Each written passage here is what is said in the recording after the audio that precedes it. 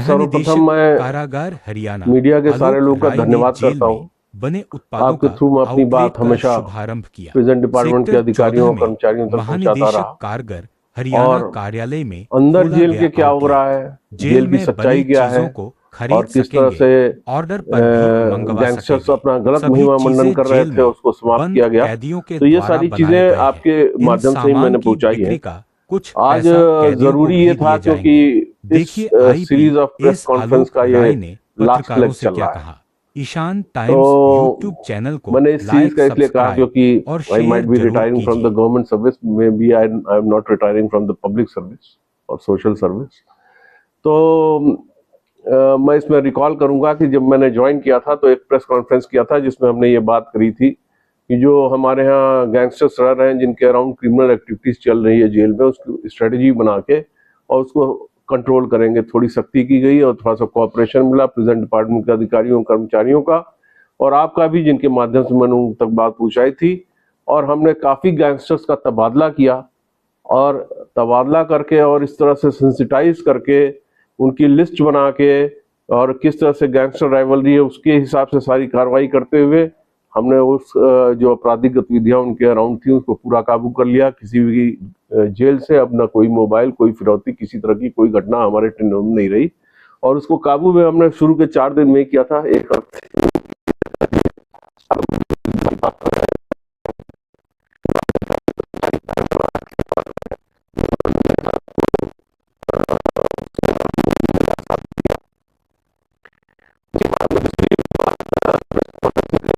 Gangster culture को खत्म करने की बात कही थी, जो महिमा मंडन इनका चल रहा था, जो इनकी पेशी में पीछे से गाने बजते थे, इंस्टाग्राम पे अपने को दिखाया जाता था और तमाम तरह की चीजें थी जिसको हमने प्रिजन रूल को इम्प्लीमेंट किया और जेल के अंदर की क्या व्यवस्था है इसको दिखाने के लिए मैंने ये बात कही थी। और हम लोग जेल में मीडिया के लोगों को, पत्रकारों को लेके हम गए भी थे और हमने दिखाया कि 6x6 के सेल में 3 या 4 गैंगस्टर किस तरह से साथ रहते हैं, उसी में इनका टॉयलेट है, खाने के लिए रोटी सब्जी और रोटी दाल मिलती है। और आपने पीछे देखा होगा कि हरियाणा पुलिस भी लगातार एक्शन मोड में रही, तो इनको कभी गोली लगती थी, कभी कुछ लगता था और ये अंदर हॉस्पिटल में मिलते थे और इनकी काफी दयनीय स्थिति होती थी, इनकी चेहरे से दयनीयता टपकती रहती थी और साथ में इनको सैनिटेशन मेंटेनेंस और क्लीनलीनेस का भी काम करना पड़ता था जो इनको अलॉट होता था। तो धीरे धीरे लोगों ने, युवाओं ने इस बात को समझा कि इसका महिमा मंडन इनका गलत हो रहा है और इनका महिमा मंडन खत्म करने का ये फायदा हुआ कि आपने देखा होगा कि जो सोशल मीडिया पे जो एम्प्लॉयमेंट चल रहा था, युवाओं को बहका के उनसे गलत काम कराने के लिए उकसाया जाता था, वो एकदम से बंद हो गया।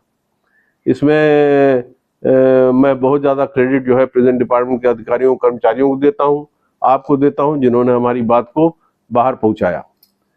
जब हमने जेल का आपके साथ निरीक्षण किया था तब आपने देखा होगा कि वहाँ पे तमाम तरह की चीज़ें भी बन रही थी, वेलफेयर की चीज़ें भी बन रही थी और बेकरी का सामान बन रहा था, वुड क्राफ्ट का था और प्रिंटिंग प्रेस भी था जो कि कैदियों द्वारा ही मैनेज किया जा रहा था, प्रिजन इनमेट्स द्वारा ही किया जा रहा था।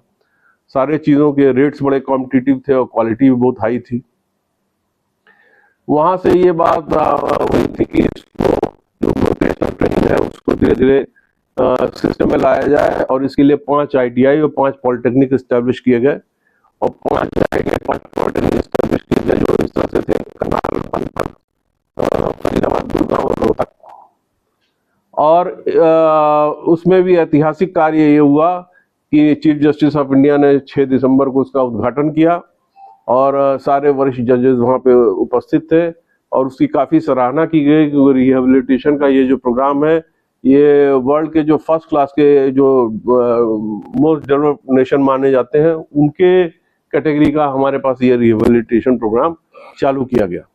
इसके आगे फिर मैंने जो बात रखी थी वो रखी थी कि किस तरह से फॉर्मल एजुकेशन को बढ़ावा दिया जाए। उसमें NOIS और अपना इग्नोयू का वो रखा गया था जिसमें 10th और 12th का जो है NIOS से मिलता है और इग्नोयू की तरफ से BA और MA की डिग्री मिल रही है।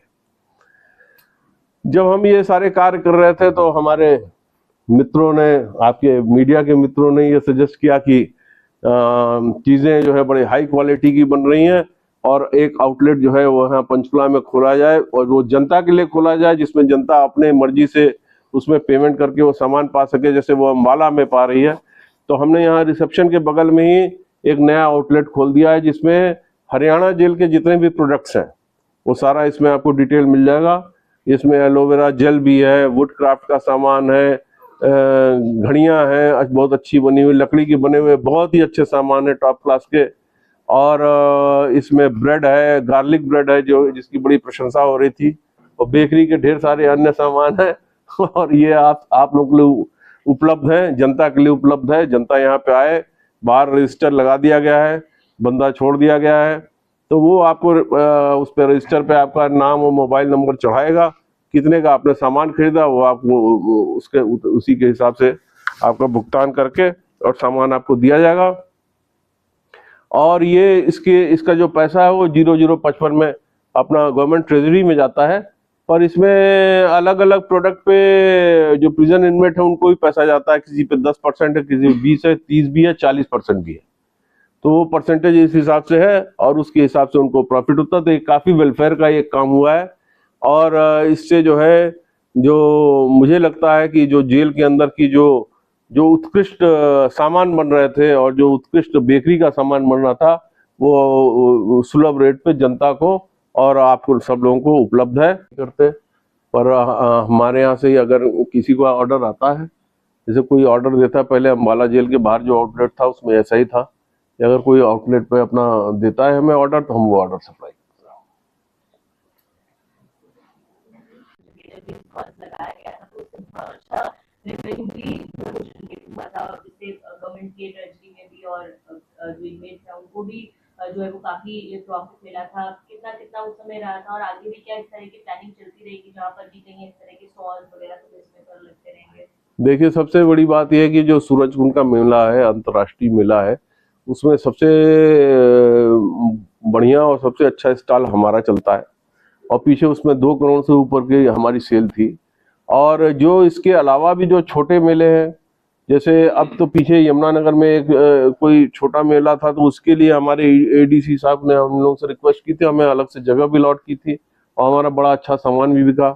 उसके अलावा जो है ये ब्रह्मकुंड पे सरोवर पे इस तरह के मेले होते हैं, उसमें भी हमें अलग से स्टॉल मिलता है और अलग से हमें जगह अलॉट की जाती है। तो जितने ढेर सारे हमारे पास मेले हैं, चाहे वो स्थानीय प्रशासन द्वारा रिक्वेस्ट किया जाए या वो प्रदेश स्तरीय कोई योजना चल रही हो, तो उसमें हमारा लगातार पार्टिसिपेशन है और उसकी वजह से हमारी और बिक्री बढ़ रही है और पॉपुलैरिटी जेल के प्रोडक्ट्स की बढ़ रही है।